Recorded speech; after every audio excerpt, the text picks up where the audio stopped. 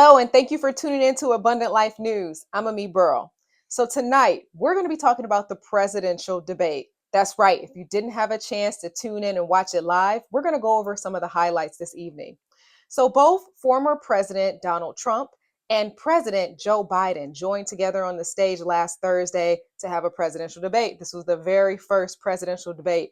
It garnered over 51 million viewers actually tuned in to watch the debate live. Subsequently, those numbers are slightly lower than 2016, actually 80 million viewers. And that was during the time when the presidential debate took place. 80 million viewers, and now it's only down to 51. So you got to ask yourself, what happened? Why? What was some of the changes? So I do want to talk about a poll that was just taking place from Reuters. So Reuters did a poll where they had a sample population of 1,250 individuals in the public who are voters in the United States. And they asked them various questions in regards to how they feel about the presidential election. And so I want to highlight some of the findings. One in particular that I do want to highlight is that Americans are dissatisfied with their choices. They're not happy with their choices whatsoever. So according to the poll, Donald Trump scored 56% that individuals are dissatisfied with him, a whopping 56%. And Joe Biden, President Joe Biden, 70%. It's high. It's very high. So what is that saying? That's saying that Americans, they're definitely not satisfied with their choices here, but they're going along with it because currently that's what they have. 2 out of 3 just said that they were tired of the choices that they had in general. They're tired of seeing the same people over and over and over again. I can't blame them. So I do want to talk about some of the things that took place during the debate, some of the topics, some of the issues that were covered, because I think it's very important to go over some of those things. So Donald Trump, former President Trump, he went over the mandatory vaccine that President Biden put in place during the pandemic. He kind of talked about that, his cabinet, at a time when they put that in place. He also went over some issues in regards to abortion. So they both went back and forth on abortion issues. President Biden talked about the debt being the worst that it's ever been through President Trump. The national debt was the absolute worst through President Trump. And then there was back and forth in regards to inflation, because we know we have extremely high inflation, especially when it comes to food items right now. Subsequently, bread and eggs have gone up just insurmountable, right? Amounts. So people are struggling, and people are struggling every day just to live, just to buy groceries. I know personally for me, going to the grocery store, it has been quite difficult. And for the Americans, it's been difficult for them as well, especially with getting gas as well. So gas prices have been increasing. The economy is in a dire state. So they talked about that and what is going to be done to change those things if they become president. Also, it was highlighted about the border. So overwhelming conversations in regards to the border. So much so, I want to highlight this one. Let's take a look. Is the millions of people that he's allowed to come in through the border. They're taking black jobs now, and it could be 18, it could be 19, and even 20 million people. They're taking black jobs, and they're taking Hispanic jobs, and you haven't seen it yet, but you're going to see something that's going to be the worst in our history. So that was totally unexpected in regards to the comments that were made. It has been going viral in regards to the comments that were made by President Trump, specifically in regards to black jobs, migrants taking black jobs and Hispanic jobs. So what does that mean? What does that look like? And why was that said? It has baffled many of the minority communities, specifically because it was just somewhat not expected whatsoever. So that was one of the things that took place during the debate, in addition to this. You can't hit a ball 50 yards. I think I'm in very good shape. I feel that I'm as in good a shape as I was 25, 30 years ago. Actually, I'm probably a little bit lighter, but I'm in as good a shape as I was years ago. I feel very good. I feel the same. But I was willing to take a cognitive test. And you know what? If I didn't do well, I aced them. Dr. Ronnie Jackson, who's a great guy when he was White House doctor. And then I took another one, a similar one. And one of them said they've never seen anybody ace him. Thank you. President Biden?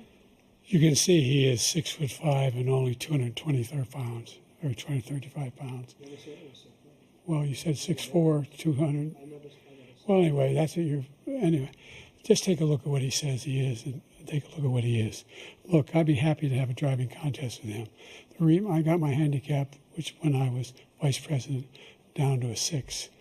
But by the way, I told you before, I'm happy to play golf if you carry your own bag. Think you can do it? That's the biggest lie. He's a 6 handicap of all. I was an 8 handicap. Yeah. 8. Never. But I have, how many? I've seen you swing. I know you swing. I'm not sure why we're talking about the golf swings and who has a handicap when it comes to playing golf, but that seemed to be a topic of interest as well. So that was highlighted. As far as performance is concerned, there was a lot of concern, specifically in regards to President Biden and his performance. He had a lot of stuttering issues.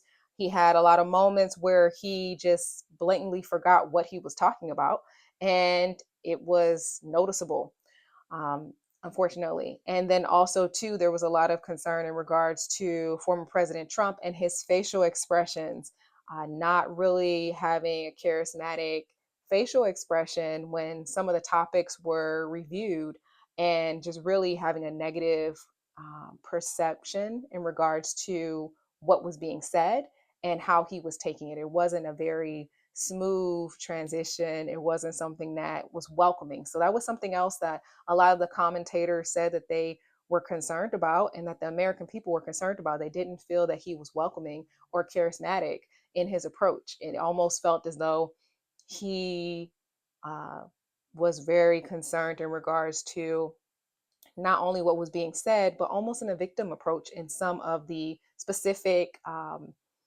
topics that were being covered. So as far as the indictments, when that was brought up, he took offense of that, obviously, and for obvious reasons. And so it just kind of came off very unpolitical, came off very chauvinistic at times. And so that happened, and Biden was stuttering, having issues and losing his train of thought to the point where really a lot of the DNC members, specifically a lot of individuals, were calling in and saying that they had an interest of possibly switching candidacy, switching out Biden and trying to find a replacement for him for running for president, which is slightly unheard of. It's not something that we have experienced. So it's a lot of concern that's been back and forth. And something else that took place that was something of issue, that not an issue, but something that came up that was interesting, I would say, very interesting, was the fact that Robert Kennedy Jr., yes, we know that he's running for president as an independent, but did you know that he debated himself? So he was not allowed on the stage to debate with former President Trump or President Biden. He was not allowed, even though his name has been listed on many of the ballots. Well, currently he's getting secured his name on the ballots in a lot of the battleground states, but he was not allowed to be on the stage with former President Trump or President Biden during these debates. And so he decided to debate himself, which is quite interesting.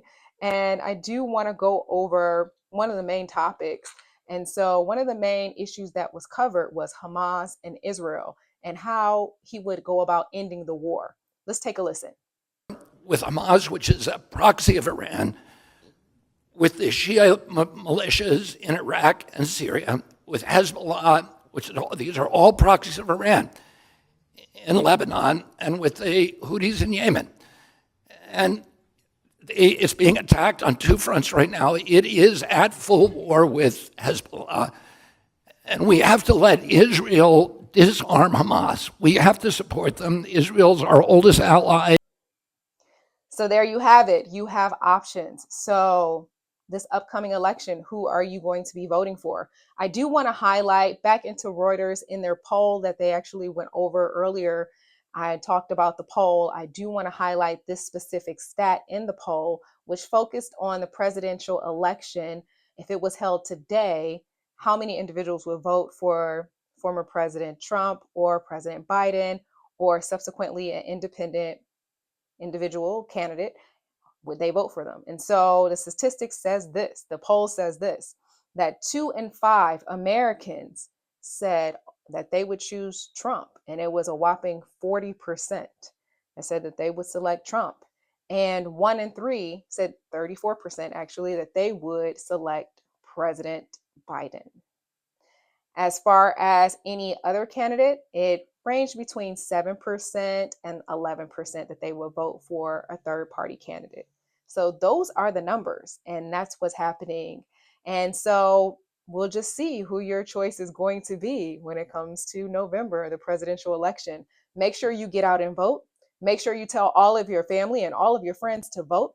This is a critical election, and your voice needs to be heard.